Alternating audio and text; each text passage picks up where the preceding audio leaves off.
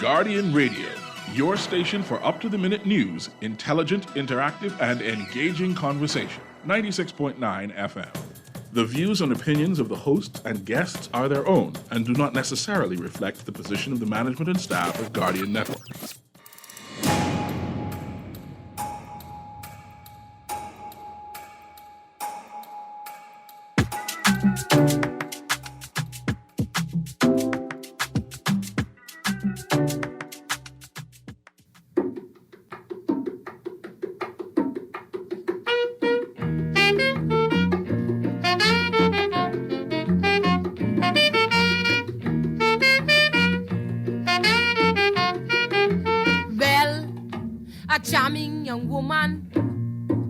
A case with a young man. Well, a charming young woman. She had a case with a young man. She said the man kick she up and take she money.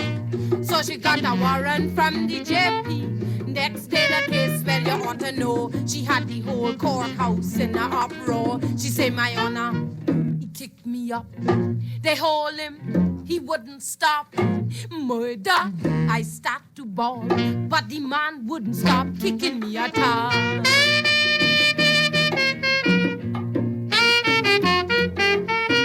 Then started the constabilano. He read out the statement in the box. Then they call on the lady, take the Bible and address the jury. Good evening this morning and welcome back to Guardian Radio 96.9 FM. Your station for fresh news, smart talk all day. It is Monday, the 21st of February, 2022, and you are on the clock with Erin Greene. On the clock, we engage organizations, institutions, social and cultural leaders, and ordinary people to better understand the impact of public policy, private sector development, and emerging social and consumer trends. On the clock, we have conversations that help us understand and navigate a rapidly changing Bahamas. On this week's episode of The Bahamas, today's show, we're going through what's been in the news, the most exciting things. And you heard that song we opened up the show with, Courthouse Scandal by Calypso Mama, a.k.a. Maureen Duvalier. Well, I mean to play that song this morning. I think it's very important. There's plenty in the news, even though that song is old news. It's almost like we brought that old news into our new future. Anyway, today is sort of like an open line show. I'm going to tell you the things that I found throughout the Bahamas this week that I think we need to talk about. And the vast majority of my stories are pulled from the Nassau Guardian over the last week. So we start with this headline: Senate President calls for action over gender-based violence. I'm just going to sort of read the headlines and the topics. You guys give me a sense of what you want to talk about. If not, I could talk it. Another headline: National Discrimination Law Review Forum. And we actually have another story. PM, Prime Minister, government pursuing domestic legislation on gender equality, gender-based violence. And those are some very, very interesting stories, 3 interesting stories. But I wanted to play that song because it's almost as if we think that this experience, these instances of gender-based violence, violence against women simply because they're women, violence against men simply because they are men, that this has been going on for a very, very, very long time in our country and in our culture. When you hear that voice in that song, Maureen Duvalier was but a little child. But a little child. I mean, she's a teenager, man, when she sang that song. Some more headlines for us to discuss this morning. Woman turns herself in for fatal hit and run. Commissioner of Police Paul Roll said last week that a woman turned herself in for a hit and run on Prospect Ridge. The man who succumbed to his injuries has been identified as 53-year-old Sandy Roll.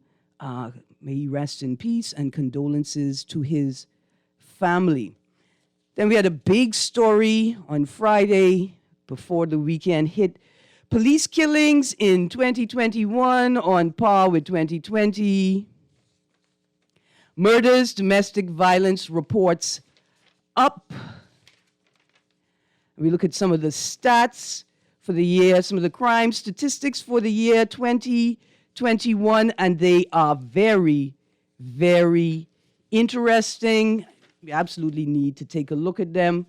Two other very interesting articles in last week's Guardian.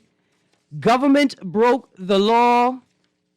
The Auditor General's report into the Ministry of Tourism's Bahamas Travel Health Visa Program reveals that government officials violated the law and ignored certain best practices, and private service providers commenced their services with only verbal contracts in place.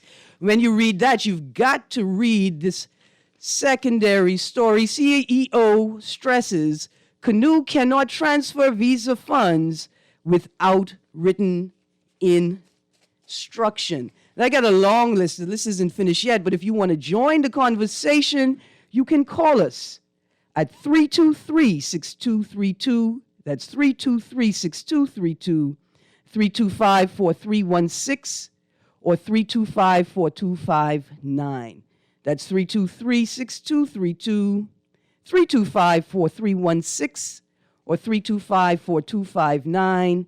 Or you can text us on the Guardian Radio text line, and that's 422-4796, 422-GR96. Standard text rates apply.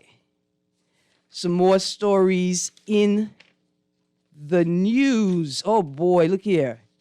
Police officers charged with manslaughter. Officers Archibald Miller Jr., Thomas Thurston, Constable Lee Dormius, and Constable Kevin Greene Slade Jr. are charged with manslaughter in the November 13th, 2021 death of Danrico Carey at Matthew Street, Nassau Village. They were each granted $9,500 bail. That's $9,500 bail. Another interesting story. Information Commissioner targeting access to information under the Freedom of Information Act within a year. The Bahamas will soon be able to access information they consider critical under the Freedom of Information Act, with Information Commissioner Keith Thompson noting that the pace is picking up toward the Freedom of Information Unit becoming operational in the coming year. He said, firstly, technology must be implemented within each of the 10 government agencies under the pilot program. And some of these agencies are, this list includes Department of Immigration, Ministry of Finance, Department of Public Procurement, Bahamas Investments Authority, Treasury, Ministry of Public Service, Ministry of Public Works, Ministry of Health and Wellness, Ministry of the Environment and Natural Resources, and I think we are missing one. There's one more. Call in, text in, tell me which agencies, ministries, and departments should have been included in the short list, the prioritized lists to be engaged by the Information Commissioner and the Freedom of Information Unit.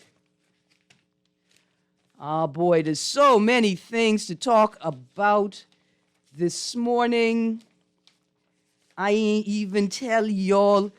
We have to tell some people congratulations. I want to say congratulations to Mr. Wendell Jones, who has been appointed Ambassador Extraordinary and Plenipotentiary of the Bahamas to the U.S. Now, this must be a very important position because there are approximately 35 letters in each of those words in your title. I don't even know.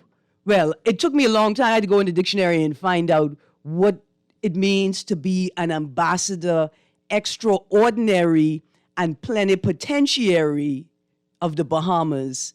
And it says that you have special power. You could sign things. You can sign things. And I think that's very interesting to note. I've never heard of anyone being appointed, or in my memory, I don't remember anybody being appointed ambassador extraordinary and plenipotentiary. And I would love for a statement from the Office of the Prime Minister, the press secretary, to explain to us why this particular appointment was given and what it means to the people of the Bahamas. Because the first time I saw it, I was like, boy, look here. They done give him the keys to the spaceship. He go to space whenever he want. He don't have to go to cabinet for permission for something like that. We also want to say congratulations, good morning to Mr. Gilbert Morris on your appointment as ambassador also. That information was taken from the social media page, Fred Mitchell, minute by minute. Boy, that's an exciting page. That's even more exciting now than the Bahamas Information Services WhatsApp feed that seems to have fallen off. Or now that there's a change in administration, maybe I need to join a different feed. Somebody send me a notice so I could be up to date on all the government news. Let's see, I got a caller. Let's go to the phone line. Caller, you're on the clock. Holiday is dark in a way. Good morning, Bremen. Blessings. How are you? Much the same to you. Thank you. We need justice, law, and order in this country. Oh, yeah. Before I make my main points, right? Gilbert Morris, he are ambassador to where? I don't know. I have a question, right? Wendell Jones, he going to be living here or in the United States? I think he's going to be in the United States of America only because I think that he may have gotten a couple of non-resident appointments as well. Like he may be ambassador to somewhere else, but non-resident. I imagine with a title like this, you're going to be resident in the U.S. Okay. Now, my main reason for calling you, right? The police need training. The police who doesn't understand the law, know the law, they shouldn't be on the street. They should not be working for mobile. Because when you call them and you explain the situation, and when they doesn't know the law pertaining to situation, they get people angry. Oh, yeah. My other point is, right, those politicians, when they go into the House of Assembly, they got to stop holding the poor Bahamian people hostage. If you have something to do for them, do it. And you go, basically you go in there to uplift the Bahamian people, not to keep them under. And they got to understand that. And when they don't understand that, or they don't do that for us, we don't care for them being in there.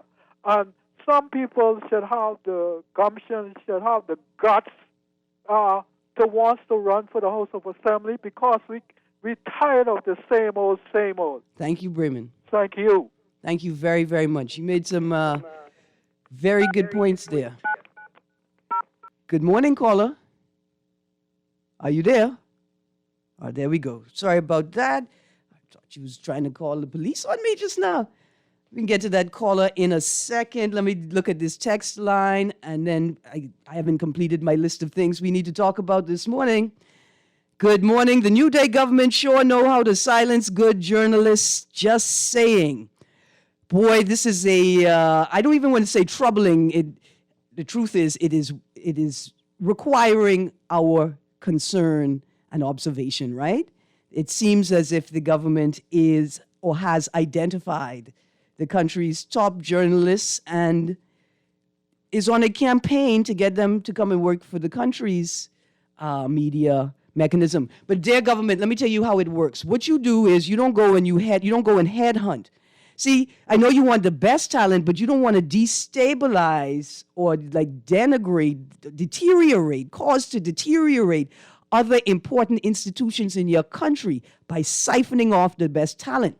See, since you are the government and you have the weight, like you have all of the country's resources at your hand, use those resources to train people, to raise the standard of journalism so that you have more candidates available to you to work on the government side and you're not pulling from the private sector. And let's not even call it the private sector since we pretend to be American. Let's call it what it is, the fourth estate. Right? You go take some of my money and you go train some journalists. On that note, I got an invitation to participate in the National Discrimination Law Review Forum this past weekend. I turned them down because I thought it was an attempt to siphon off another journalist, right, from the media. And then I remembered that, Erin, you ain't even a journalist. You're not even a journalist. You're just a media personality that likes to come and slap up on the radio from time to time. And they probably invited me there because I was an advocate.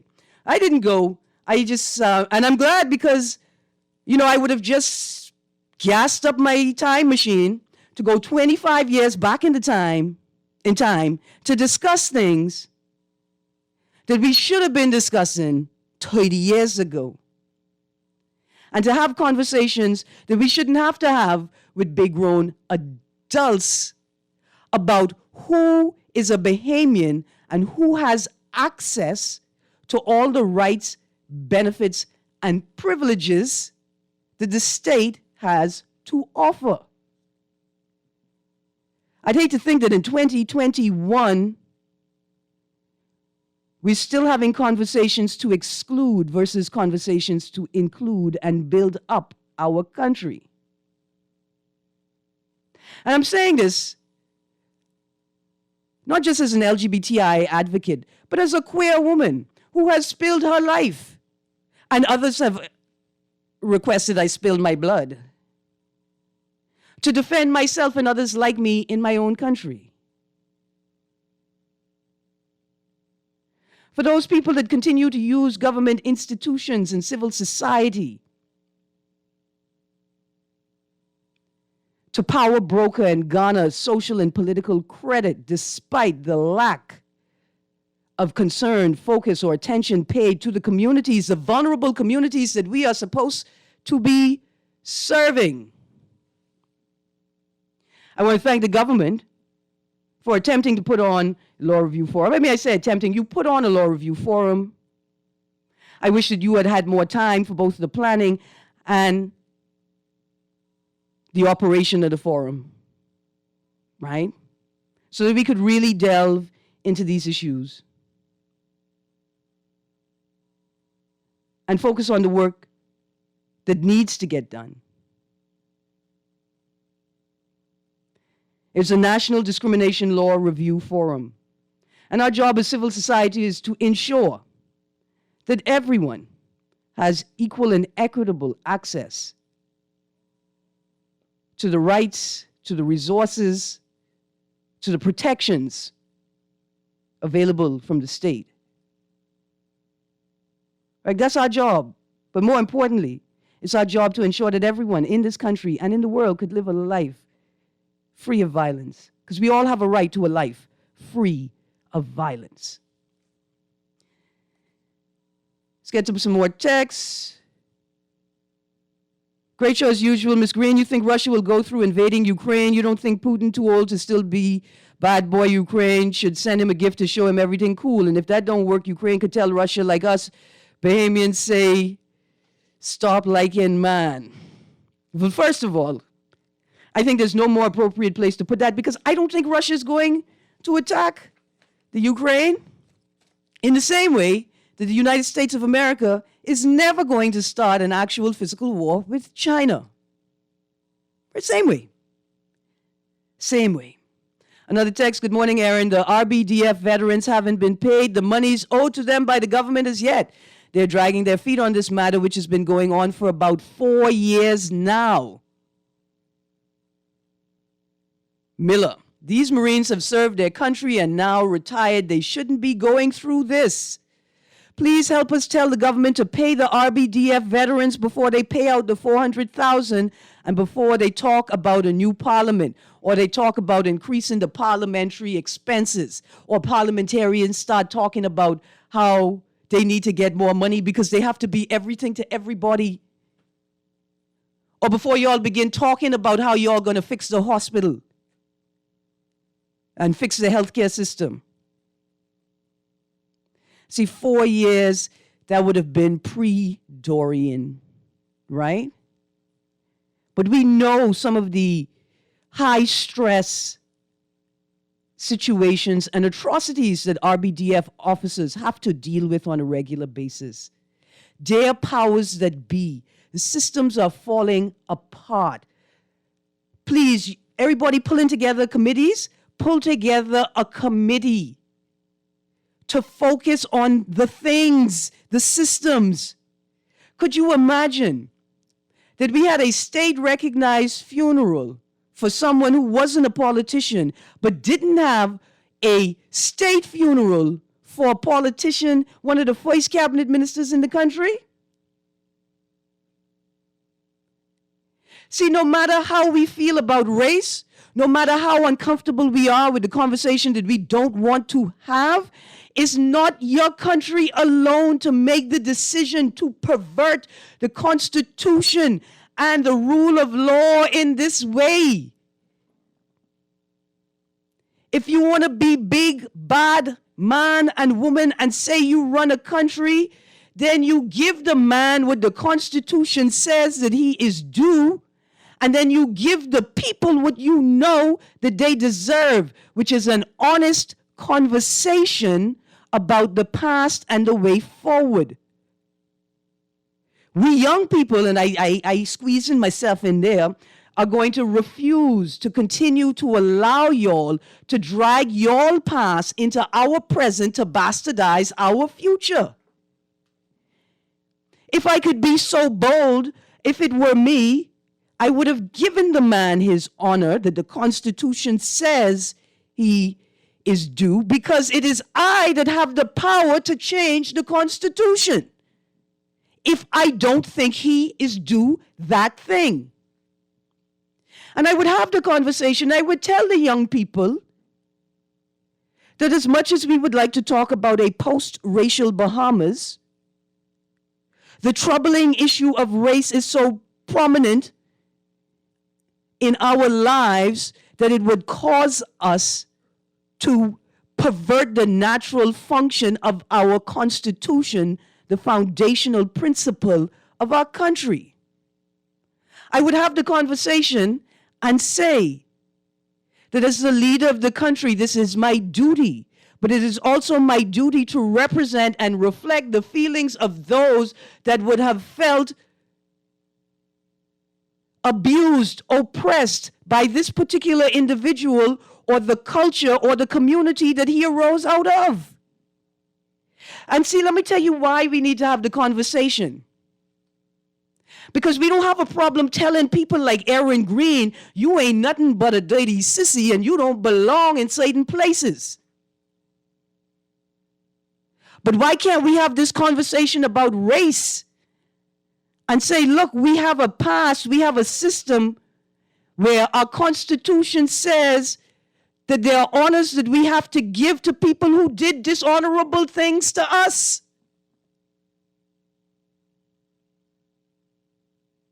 By our refusal to do the things that we know we ought to do when we know we ought to do them, we are destroying our country. It's simple. We are destroying the future for Bahamians. We have to do better. The RBDF veterans need to be paid. Listen, the list goes on and on of people that need to be paid, that need to have their legal matters attended to, while politicians sit and collect hefty salaries, with no performance assessments, no real evaluations, pervert the course of the Constitution, call snap elections, have to run around to look for things that should have been presented to the people through the parliament. I can talk about the Oban file forever. I even put on my list to talk about today Alstom 3.0 and how did Focol suddenly get into the power generation business, and how can you do that without a cabinet paper? Quite frankly, when we built Frank Watson Boulevard and closed off half the island, I thought that was the end, right? I thought that we would never have, because the roads closed off, I'd never have to walk down the road to smile up into Focal's face again. But now they're generating electricity. And I, a 45-year-old Bahamian, grew up in a country where your electricity bill was the same as your mortgage or your rent, guaranteed. And all of a sudden, the same people who most likely got us in that position are now telling us, they in charge of they are renting the equipment necessary to generate the power necessary to keep the country functional.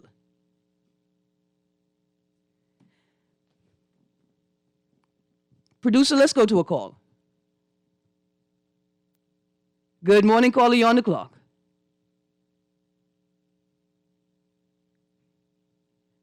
Good morning, caller. You there? All right, we're working on it. As soon, you let me know, producer, as soon as we are there. Let me read another text. Good morning, Erin. Please ask the Prime Minister and the Ministers of Education, when will the Board of Directors for the Bahamas Technical and Vocational Institutions start their work? When will they start their work? You mean the people who teach children? Y'all haven't prioritized the logistics for the operations of these services? Let's try it now. Good morning, caller. You're on the clock. All right. Callers, you hold on. There we go. Good morning, caller. Good morning, Miss Greene. Good morning. How you doing? Thank God for life, yourself, Poppy, and good morning to your listeners. Yes, sir. Yeah. Miss Greene, you know, I wanted to mention something about the state funerals or what it's supposed to be, but you said something just now about the RBPDF or something. The Royal Bahamas Defense Force. Oh, Defense Force, eh? Yeah. I thought you meant the reservists, because they be complaining every year that they don't get treated right. No. And they work aside as the normal police officers. But you know what I don't want to say to that? Yeah. From September 16th, since we vote these New Day people them in, I mean, us who vote them in, you know, since we had, let me say it this way, the general election. Yeah. Every month, them politicians was getting their check on time, getting pay on time. Up to this month, you understand? I'm not sure if it's every 20th or what. But their money don't be late. Their money is be on time.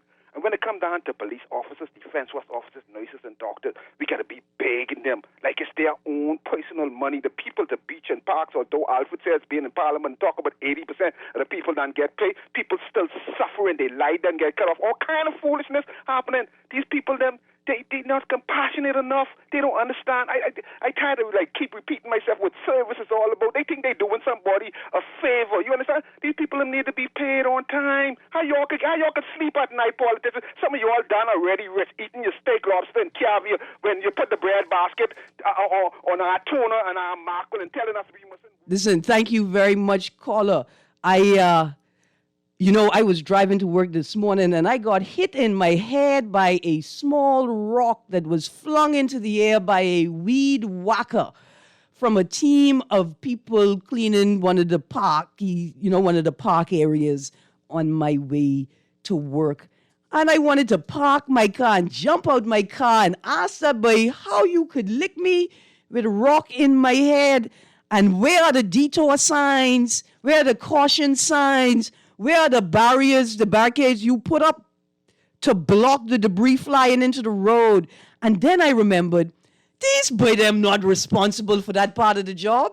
They just responsible for doing what their manager tell them to do. They're not responsible for going to the Ministry of Public Works and getting the signs and the barricades, right? That's not their job. I realize it's somebody's job to do that, and that person is probably getting paid very well. Oh boy, it was something I wanted to say. It slipped right out of my head. Let's go. Producer, we ready for another call? Caller, you're on the clock. Good morning, caller. Morning, Erin. How you doing? I'm good, thank you. How you doing? You're doing good. Let me just ask you, or ask my Bahamian people, one or two very pertinent questions. Firstly, what qualifies you to be a parliamentarian? In essence, from judging from the outside here, does the average parliamentarian know the Constitution of the Commonwealth of the Bahamas, almost in part or in its entirety? How can you go in Parliament and debate the issues that the Bahamian people are enduring if you don't have an understanding based upon the Constitution of what our rights are in this country? Mm-hmm. You know, firstly, I believe any parliamentarian should know the Constitution of the Bahamas, if not mostly in part, but in its entirety in order to go into the Parliament and debate the issues that needs to be debated. And this is probably why our country has not advanced forward, because the parliamentarians do not know the Constitution of the Commonwealth of the Bahamas. I think it should be a prerequisite, if you're offering yourself for service in our Parliament, that you should actually have some type of classes or something so you can understand what articles need to be addressed. How do we amend them to compete against or match up with what we're going through in this country today, and what needs to be removed or what needs to be added? And if that isn't done, then we're wasting our time like hamsters on a spinning wheel going nowhere fast. I think that the Bahamian people need to now demand that in order for our country to progress forward, upward and onward. Thank you for taking my call. Man, absolutely, absolutely. It's a great point, right? However, I don't think there's a requirement in the Constitution itself that you have to know the Constitution to be elected, to offer yourself to participate in Parliament, right? And so, because there's some class issues could arise, could creep up, right? We create a sort of a slippery slope if the requirements are based on your education level. Now, not being well versed in constitutional principles, parliamentary principles, right, can become a problem.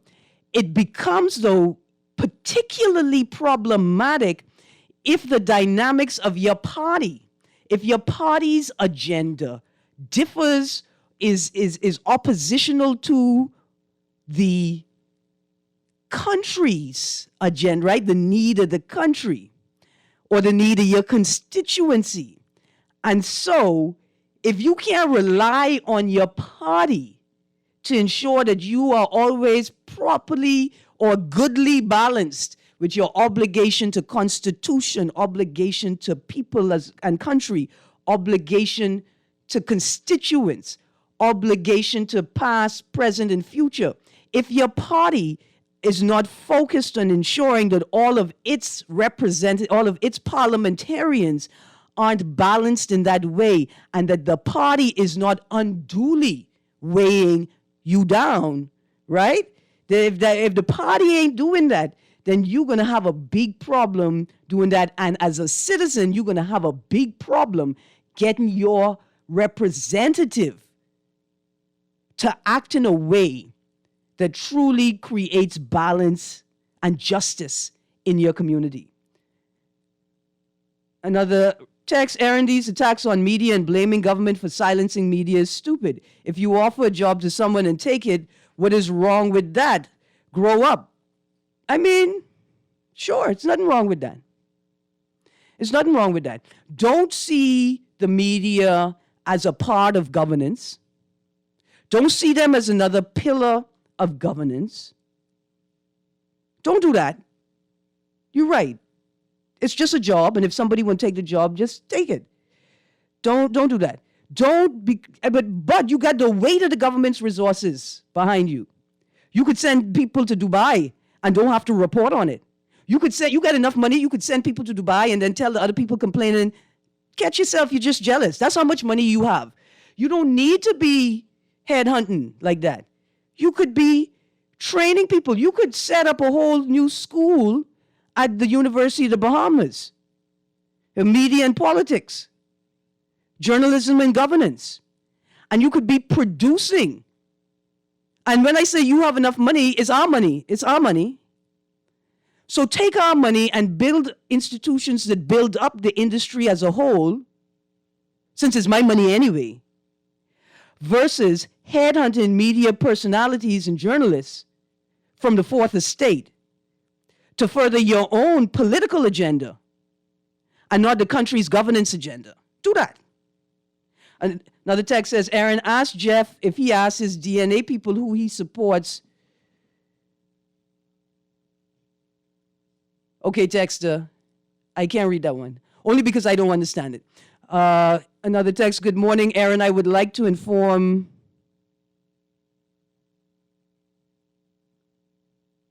Okay, texter, I'm going to be easy with this one. I know you want me to give this. The texter's identified some public service vehicles that are in operation without the proper public service badge, and that they are driving dangerously on the road.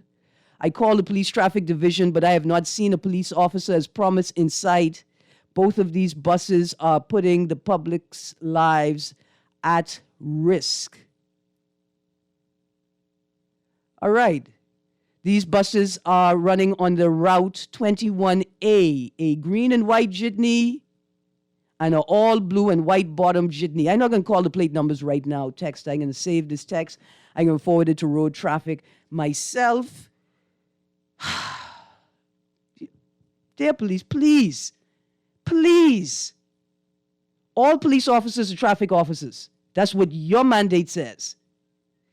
Good show, Greene. Don't agree. Government silencing journalists. They're grown men and women who have free will and a mind of their own, intelligent enough to make decisions and in their life and best interests of this nation. Thanks. It depends on how you look at it, isn't it? Yeah, I mean, it does depend on how you look at it. I am telling you, it is something that we should be concerned about. That's my music in the background. To the callers, I'm sorry if I lost you. I got to go to this break. Hold on. Get to your call when we come back. And I still haven't finished my list. We even talk about the NIB fire. Anyway, stay tuned to Guardian Radio 96.9 FM. You're on the clock with Erin Greene. We'll be right back.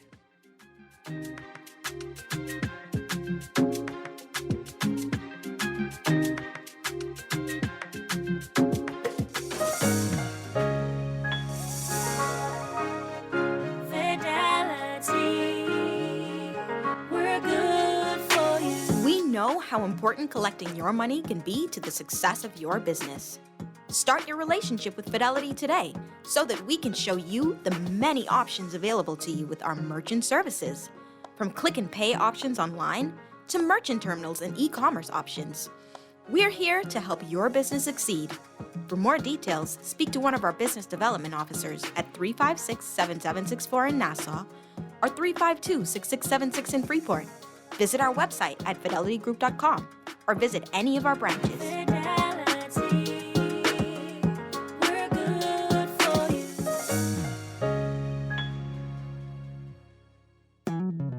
Here we go. J.S. Johnson Insurance Agents are the best. Reliable service, we've been on the scene, protecting since 1919. J.S. Johnson Insurance has the test. You're always covered with JS Johnson Insurance. Peace of mind. Like what you're hearing on the show? Want to support the conversation? Sponsor On the Clock today. Call Janet Lees at 302-2304. That's 302-2304. Be the solution. Sponsor On the Clock with Erin Greene, where she dissects, we discuss, and you decide. This is Guardian Radio 96.9 FM. Fresh news, smart talk, all day.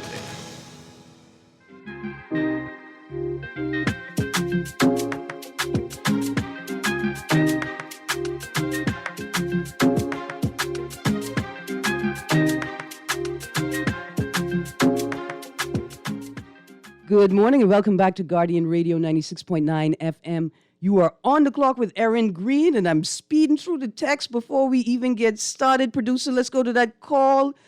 Sorry, call, I had you waiting so long. You're on the clock. Yes, good morning, Ms. Greene. Good morning. How you doing?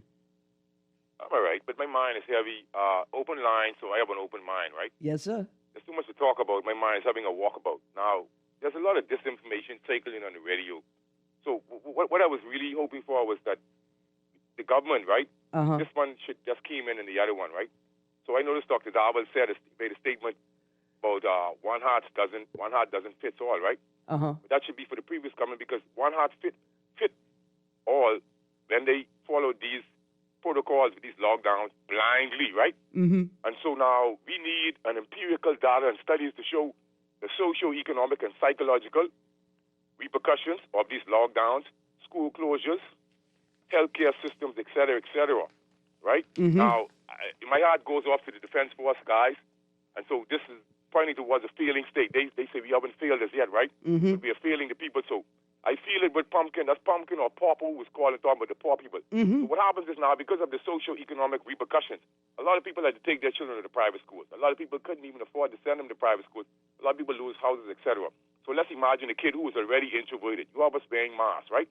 I see people on the radio advocating for wearing masks or don't wearing masks. You know, a mask should be worn inside indoors, obviously, according to virus particles. I don't want to get into that. But the thing is, there's no peer-reviewed study on the effects of mask wearing. They're lying to us. And so what happens is there is a study showing that oxygen uptake is reduced by 5 to 20%.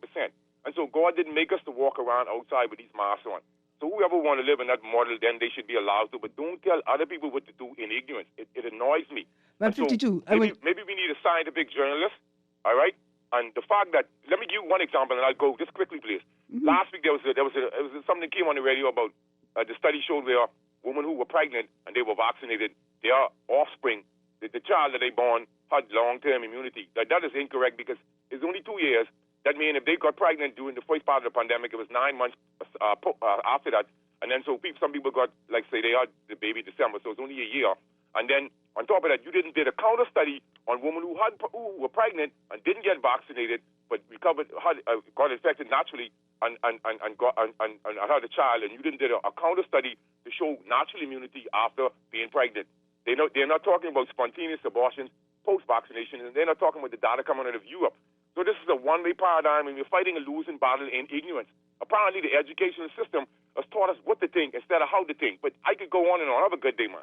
Thank you, 52. Thank you very much. And look here, I'm glad that I can provide a space for you to share. Sometimes I want you to talk with me. Sometimes I want you to talk with me too, you know. Sometimes it's also about the conversation that we could have, although I'm always, always grateful when you share with us. I see the top of today's Guardian on the top of the fold, new COVID rules. Darwell says country on pathway to normalcy. I don't really want to entertain this. I'm still greatly troubled by the Minister of Health's last statements suggesting that we will not declare the pandemic over until we have fixed the healthcare system. I am still troubled by that. I just can't get over it. I can't get over it because I don't really believe that you intend on fixing the healthcare system. I think you intend on finding some foreign investors to come in and provide some private healthcare that the vast majority of us can't afford, which is what's happening right now, while y'all continue to get paid as if y'all are doing a good job. I think that's what's going to happen. But what 52 has said, the fact that y'all are not prepared to engage the conversations that 52 is raising suggests that y'all so far behind the 8 ball, y'all so far behind the ball, that y'all don't have the authority to restrict the rights in the way that y'all trying to restrict them. But I'm trying to be easy. I'm trying to be easy and breezy and not talk about it at all. Now the text, these New Day politicians are a bunch of jokers. They need to lift restrictions by removing the VAT off breadbasket items, medicine, and insurance. But they don't care about us. Quail or not, I know you will do a better job. Okay, the people in the media who was appointed, they are being rewarded, but from taking a stand against the former government. We don't have to be a rocket scientist to realize this. Quail or not, I know you will do a better job than Prime Minister Davis. They know the situation. The people was in before the general election. Now they put the VAT on bread basket items. Another text, I agree that civil society should have equal and equitable access to life and benefits, but also uphold and follow and obey the laws of the land in whichever country they reside or try to reside. Agree. And what you find is that when people travel, when they become migrants, they tend to be very law-abiding. They are not trying to kick out this new country. Producer, let's go to that call. All in line, I think we got 2 callers. Another text, morning, Miss Greene. They should replace Levan with Scrooge Show. And why did Levan quit? First of all, Levan is not a quitter, okay? I don't think that boy ever quit. I don't even think he quit nursing. I think he sent a typed letter to his mother and said, Mother, I think that we've reached the time when weaning is done. Okay? That boy don't never quit nothing. And look here, we always want to hear more Scrooge, you know. We always want to hear more Scrooge, the boy bad. But let's see what's going to happen. In fact, I need to invite Scrooge on my show. Another text, caught them stealing my coconuts, won't tell you what I licked one with, but he fell and lost control of his bodily functions while the other 2 ran away. Dear young men, taking coconuts from other people's yard without permission is stealing. That's what it is. Producer, let's go to that call. Caller, you're on the clock. Hey, Erin, I'm sorry I have to call back again. No problem. Listen, I noticed that one of the last sets you did, they tried to take a swipe at me and the DNA party. Okay. Yeah, let me just say this for the record. Yeah. The DNA party, at least the last administration, did engage 1 or 2 scholars to teach us what the Constitution is all about and how to go about maneuvering in the Constitution. All right? The thing is, like I said previously, it is very important that any parliamentarian, regardless, to have a full understanding or have a basic understanding of what our Constitution is all about in order to talk about our Constitution in Parliament. Listen, Jeff, you're so right. And this argument about, we don't need a lawyer for Prime Minister. You don't need a lawyer, but you need somebody who trained to be a lawyer. Even if they don't practice law, you need that depth of knowledge, that understanding. People to run your country need to have intimacy. They need to be intimate with local governance, politics, constitutional evolution, right? Regional and international politics and governance and how it has impacted the operation of our Constitution and constitutional principles. The type of experience you gotta have to talk about you leading and driving the Commonwealth of the Bahamas position. And you don't even know what you're leading. And that's exactly, Erin, what I was trying to get at. But it's so unfortunate that we are so indoctrinated into accepting mediocrity and refuse to want to get to the next level of how we must govern this country and bring prosperity and everything that we desire for it, that we accept that where we are now is where we should remain. Don't go against the status quo. Don't try to correct anything, but just continue as business as usual. That nonsense has to stop. And that is what I was pointing at. But Erin, thanks again for allowing me to share. And I'm just praying that our Bahamian people get their minds out of the mire and start questioning things and start doing things that is in our best interest going forward. Thanks Absolutely. for taking my call. Thank you. One of the greatest tricks that political parties in the Bahamas have pulled off is to convince Bahamians that they are also a part of the political class. It's one of the greatest tricks. It is amazing. It's even better than the Ministry of Tourism slogan, it's better in the Bahamas. It's just like, oh, beer, it's just magical. Let me read a couple more texts. Producer, let's go to that next call. This text here says, great show as usual. I think the government workers are going to strike soon because they did not get their money.